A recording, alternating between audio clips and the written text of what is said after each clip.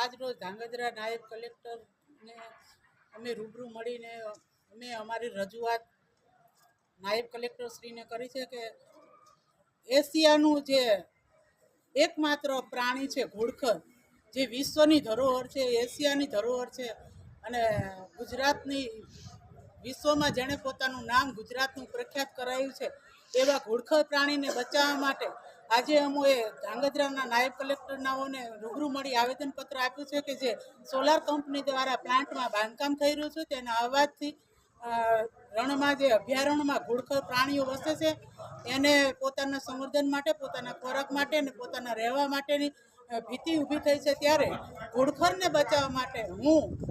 ધાંગધ્રાની પ્રજાને, આ ધન્ય ધરાની ધીંગી પ્રજાને આહવાન કરું છું કે આપણે આપણી ધરોહરને બચાવવા માટે કોઈનાથી ડર્યા વગર પણ આગળ આવવું જોઈએ। આજે આવેદનપત્ર આપવા માટે માલવણ ગામના અને વાવડી ગામના ગ્રામજનો જ્યારે મારી સાથે આવવા માટે તૈયાર થયા છે ત્યારે તેમને ધાક ધમકી અને દબાણ આપીને પાછા બેસાડી દેવામાં આવ્યા છે। પણ આ ઘોડખરને, આ અભયારણ્યને બચાવવા માટે હું મારી લડત મારા જીવના છેલ્લા શ્વાસ સુધી આપીશ। જેને મને માર્યું હોય અને મારી નાખે, હું કોઈથી બી આવવાની નથી અને આ ઘોડખર પ્રાણીઓને હું બચાવીને જ રહીશ। આજ